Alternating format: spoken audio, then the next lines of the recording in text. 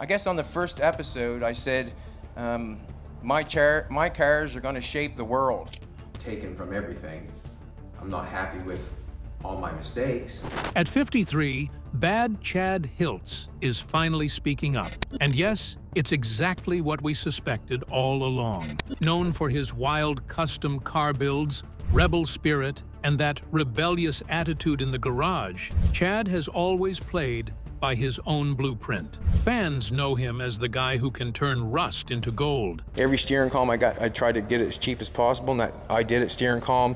I think it's 118 or 119, it does so well. But when it comes to his personal life, he's kept things a little more under the hood.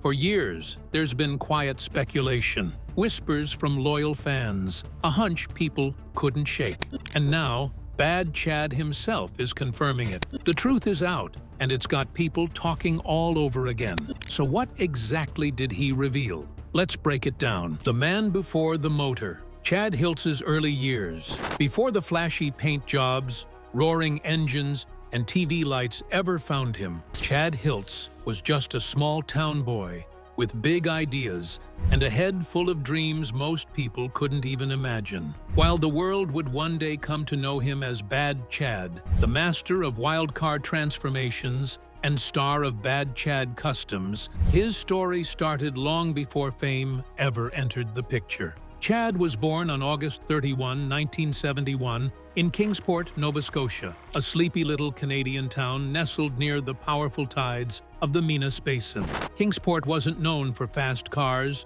or flashy lifestyles. Kingsport was the kind of town where neighbors waved from porches, the ocean's salt carried through the air, and life moved at the pace of the seasons. But beneath that quiet, salt-swept calm was the perfect soil for a young mind like Chad's to grow wild with possibility. His childhood was shaped not just by the land around him, but by the spirit of making things work, even when resources were thin. Chad came from a modest background. Raised by his parents, Doug and Patricia Hiltz, he grew up in a household where hard work wasn't just encouraged, it was essential. Growing up in a modest home in Kingsport, Nova Scotia, Chad quickly learned that necessity wasn't just the mother of invention, it was a way of life. His father, Doug Hiltz, wasn't a wealthy man, but what he lacked in riches, he made up for in work ethic.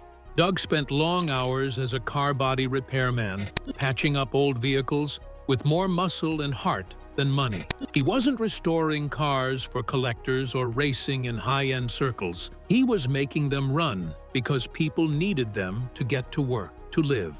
And little Chad was always watching, absorbing everything like a sponge. Money was tight, and luxuries were few and far between. But the real gold was in the hands-on lessons Chad soaked up from simply watching his father work. And while some kids were out chasing baseballs or video games, young Chad was often buried in his own little world, doodling futuristic cars in the margins of his notebooks, or tinkering with broken tools and leftover parts. He wasn't drawn to textbooks or tests, but give him a pile of junk, and he'd see possibilities. That knack for turning scraps into something special, it started right there in the family garage. It's going to be a split window. We riveted that, we riveted it to the top. I said it was going to stainless steel bolted up, you stupid. School was never where Chad Hiltz truly thrived. Though he tried to walk the traditional path, even enrolling in an auto body course at college, Chad found himself butting heads with formal education. He eventually dropped out of both high school and college, not out of laziness, but because the system didn't quite fit the way his mind worked. But where many would have seen failure, Chad found freedom. Without rigid rules or academic boundaries, he was able to craft his own path, one fueled by vision, instinct, and a deep love for the art of transformation. Even as a kid, Chad showed signs of being more than just a curious gearhead. He was an artist at heart, obsessed with shapes, motion, and the personality of machines. He'd sketch hot rods with wild fins and draw concept cars that looked like they came straight from a sci-fi movie. That artistic eye would one day become his trademark, blending raw mechanical know-how with visual flair that turned heads far beyond Nova Scotia. And while not much is known publicly about his siblings or extended family, what's clear is that Chad grew up surrounded by people who valued hard work, practical skills, and creative thinking, all of which helped lay the foundation for the custom car icon he'd one day become. His childhood wasn't glamorous, but it was real, and it gave him the grit, drive, and originality that still define his life to this day. Chad was just a small-town kid trying to make something out of nothing, and that's exactly what he did. Where grit meets gears, the making of Bad Chad.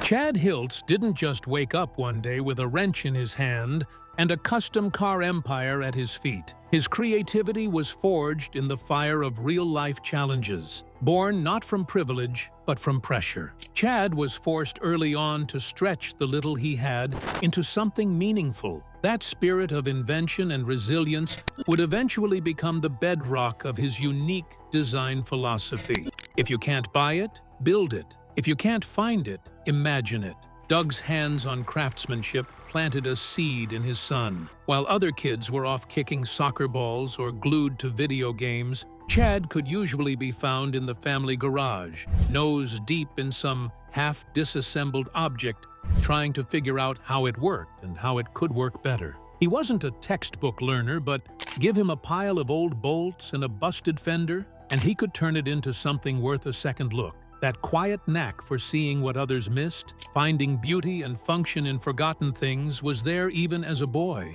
One of Chad's earliest passions was art. Long before he was rebuilding vintage cars, he was sketching them. Not stick figures or abstract shapes, but sleek, futuristic hot rods and imaginative mechanical creations that spilled across the margins of his school notebooks. He had an instinct not just for how machines worked, but how they should look. Sharp, rebellious, alive. It wasn't long before the line between art and engineering began to blur for him. As he entered his teenage years, Chad's fascination with cars only deepened. But like many small-town kids, he didn't exactly have easy access to high-end tools or fancy parts. What he did have was imagination and a junkyard mindset. He'd salvage whatever he could: rusty bolts, discarded fenders, worn-out engines, and breathe new life into them. His projects weren't polished, but they were real. They were proof that you didn't need money to make magic.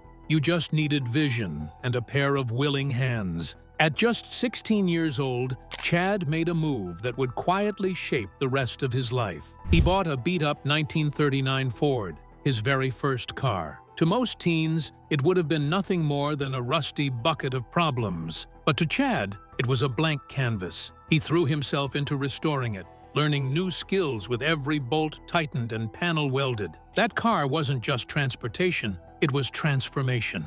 And with every late night in the garage, he grew more certain. Building cars wasn't a hobby for him, it was a calling.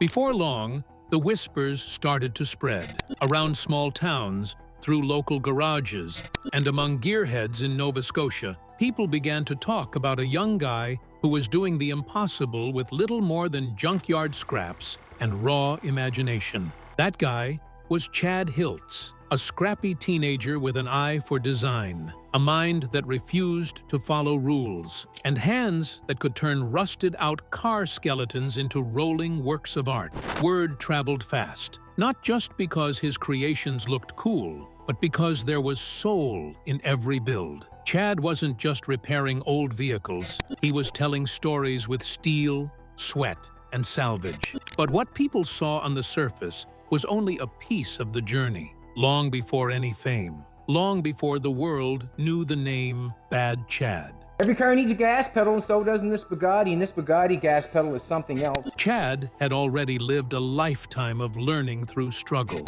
His 20s were a grind. He bounced between odd jobs and local body shops, doing whatever it took to scrape by. At one point, he even took a job at grain mills, a typical 9-to-5 that many take out of necessity. It was steady, practical work, the kind that comes with a clock-in, clock-out rhythm and the promise of a paycheck. But Chad was never built for that kind of work. The job didn't allow for creativity or instinct. Two things he had in abundance. The environment felt stifling, like trying to bottle a storm. And eventually, it ended the way it had to. He was let go.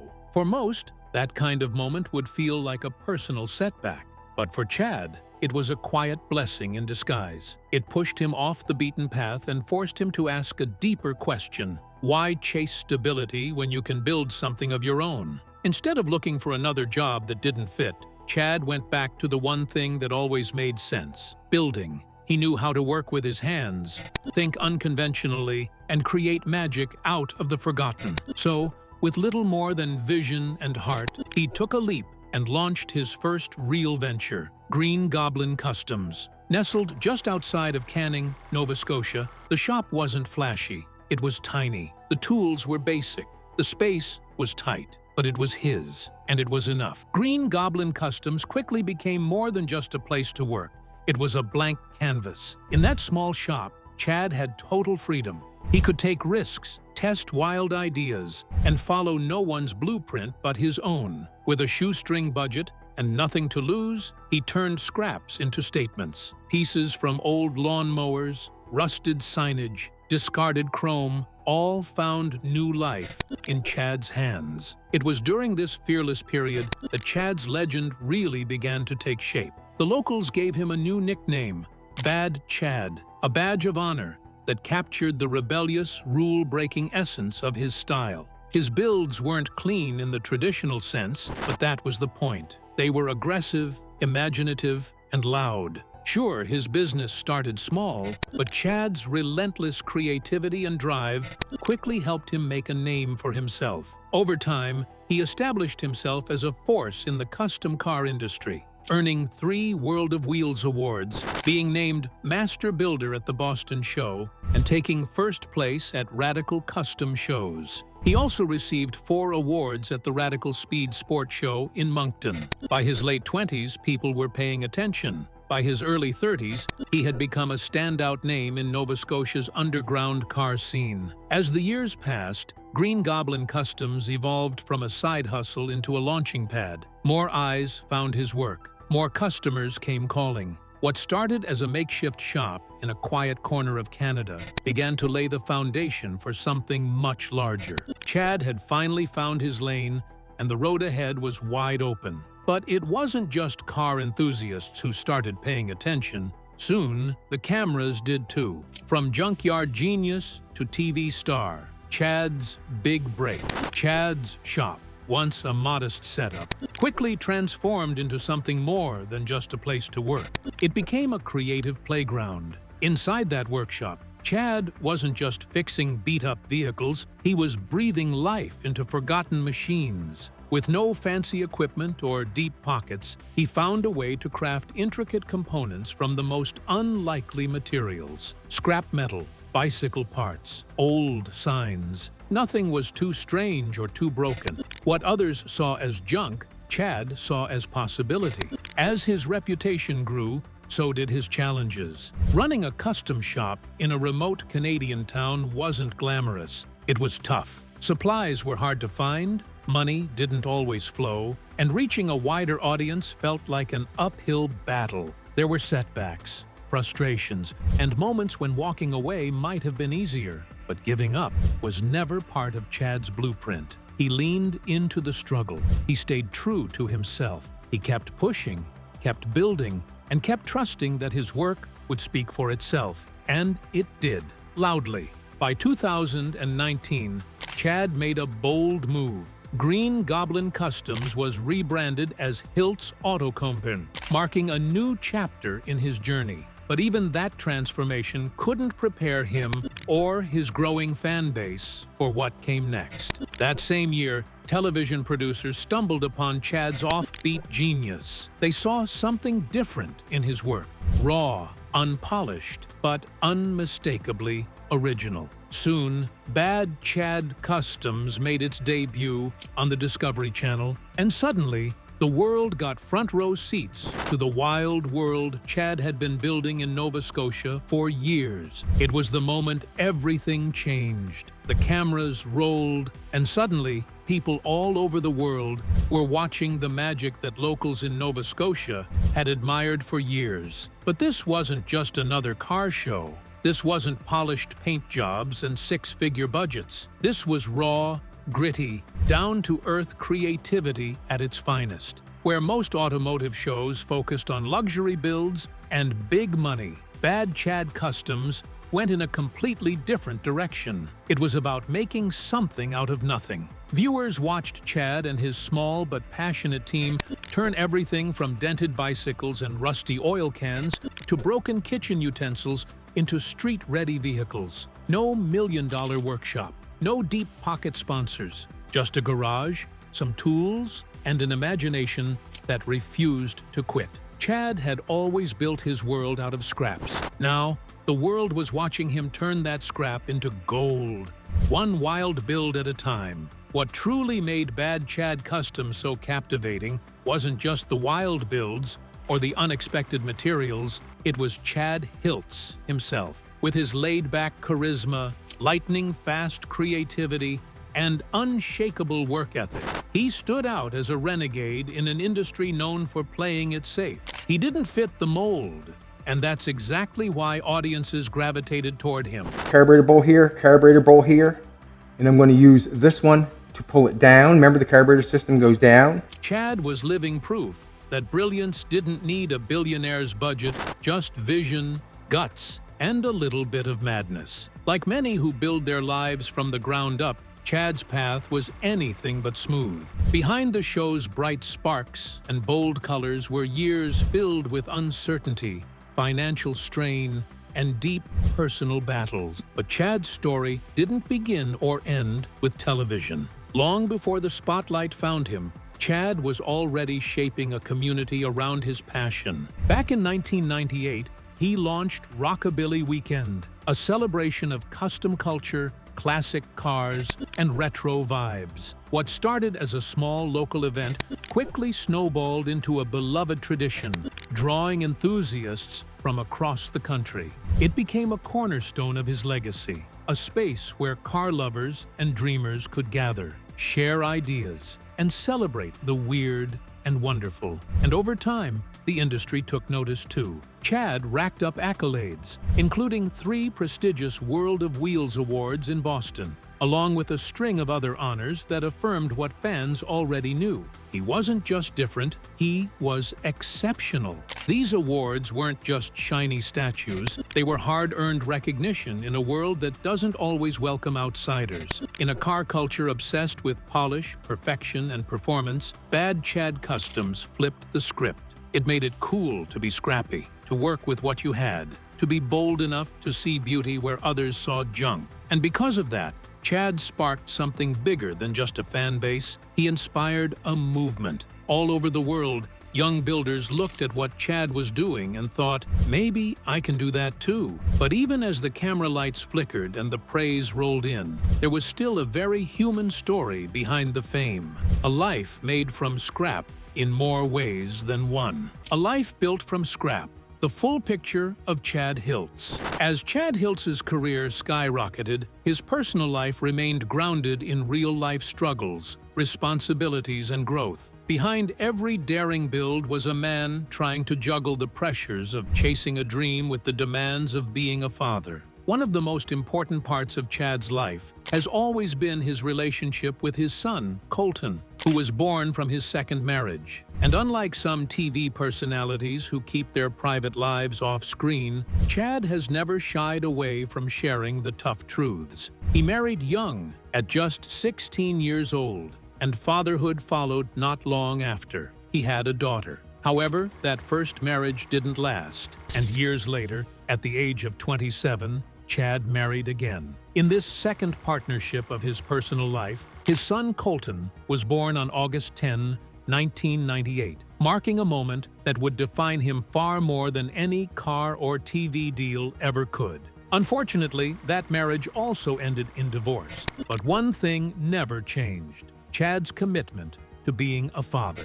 In interviews and conversations, he's spoken honestly about the tug-of-war between his passion for building and his role as a parent. The two rarely aligned easily. There were sacrifices, missed moments, and heavy choices. But through it all, Chad never wavered in his devotion to his children. He wasn't just shaping metal into masterpieces, he was trying to shape a life his son could be proud of.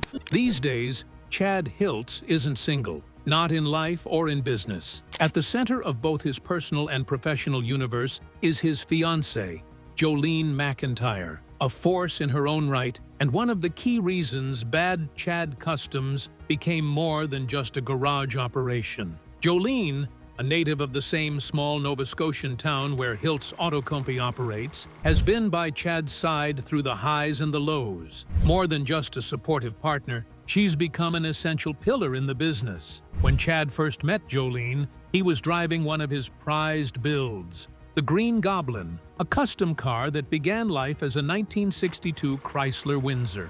Jolene was working at a local tavern at the time, and their paths crossed thanks to a mutual friend named Reggie, who brought her outside to take a look at the eccentric car. At first, Jolene didn't know much about cars. Chad, however, was instantly drawn to her and wanted her to be part of his world.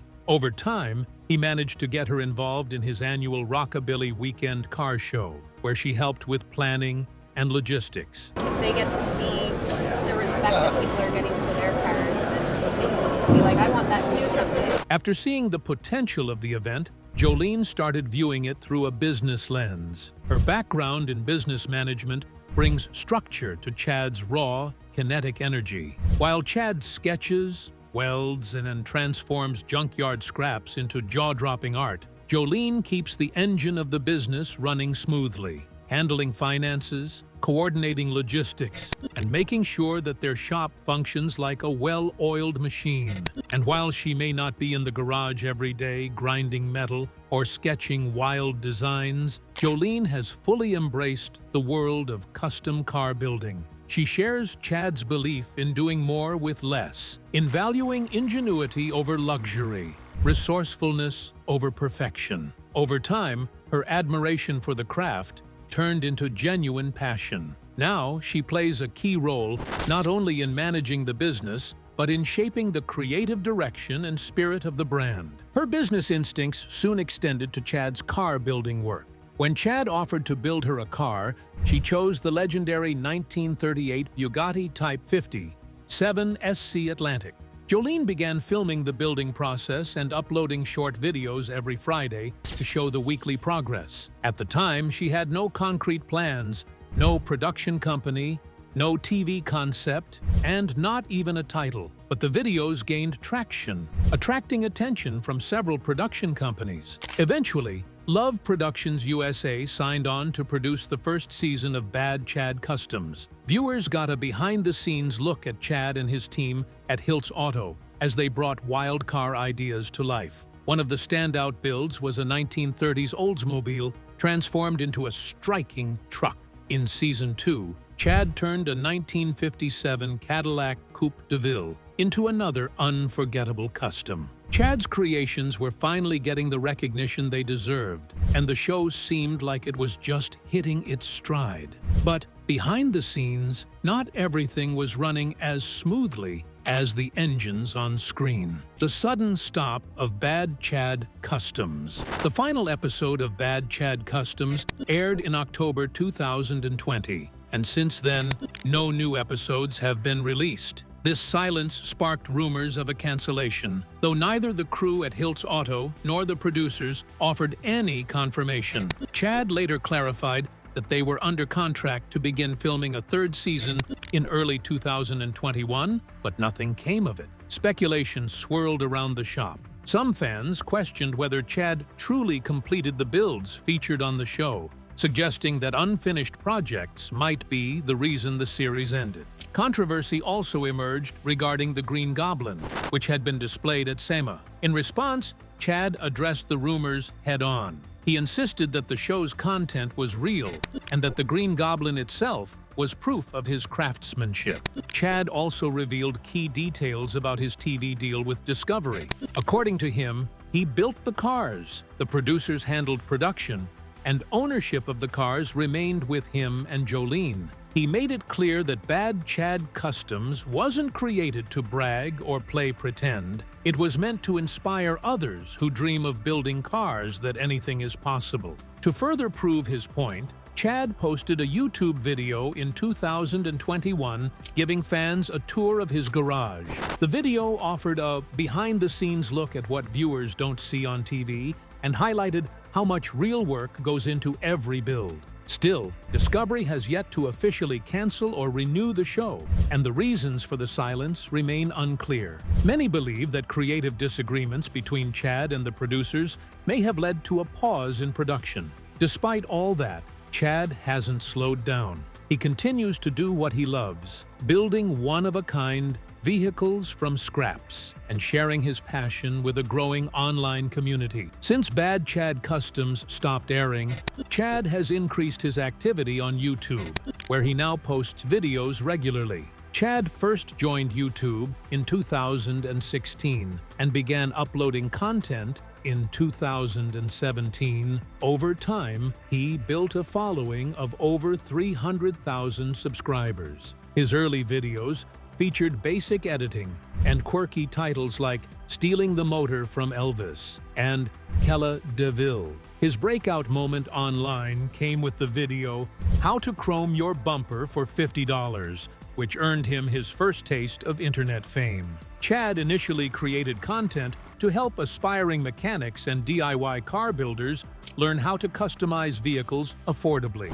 His audience grew even larger when he announced plans to build a replica of the $40 million 1938 Bugatti Type 57 SC Atlantic for just $3,000. That video laid the foundation for Bad Chad Customs and has since racked up over 270,000 views. Now that the TV cameras have stopped rolling, Chad has returned to his roots, creating YouTube videos with the same enthusiasm and energy that first brought him attention. Since parting ways with Discovery, he's focused on improving video quality, posting regularly, and keeping fans engaged. In just 1 month in 2021, Chad rebuilt a Ferrari, painted a vintage Jaguar, and restored a 1940 Plymouth. He even launched a new miniseries titled Bad Chad Builds Another Bugatti. Behind the scenes, Jolene continues to help run the channel,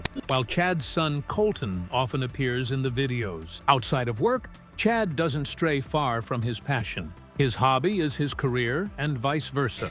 Even after hours, he's sketching, tinkering, and dreaming up new designs. That kind of drive has helped build not just a reputation, but an empire. With an estimated net worth of $90 million, Chad Hiltz has gone from humble beginnings to becoming a powerhouse in the custom automotive world. His income streams include his custom shop, television contracts, and a growing social media presence where fans tune in for updates, inspiration, and insight into his offbeat process. But what makes Chad truly special isn't just the money or the fame, it's his story. He's living proof that greatness can come from the unlikeliest of places, from dirt floor garages, small town setbacks, and the parts everyone else throws away. He never followed a blueprint. He created his own. Chad's legacy is more than just flashy cars and camera time. It's about inspiring people to embrace their creativity, trust their instincts, and never be afraid to be different. He's the guy who took the long road, the hard road, and made it all worthwhile. With the success of Bad Chad Customs, Chad Hiltz finally received the recognition he had spent years working toward. But even with his rise to fame, Chad has never turned his back on his roots. Operating from a modest shop in the quiet town of Canning, Nova Scotia, Chad continues to build jaw-dropping, one-of-a-kind vehicles using the same unorthodox techniques and boundless creativity that defined his early years. Chad's story is one of grit, vision, and relentless innovation. While many builders rely on brand-new parts and high-tech tools, Chad transforms ordinary materials, things most people would discard, into automotive masterpieces. This signature style has earned him admiration across the globe. But for Chad, the goal has never been glitz or glamour. It's always been about building something meaningful, from nothing. In the end, Chad Hiltz's journey is about more than just cars. It's about vision. It's about persistence in the face of doubt. And it's about believing that no matter where you come from or what tools you have, greatness can be forged with heart, hustle, and a little scrap metal. What do you think about Chad's revelation? Share in the comments below. Don't forget to like, share, and subscribe for more videos like this.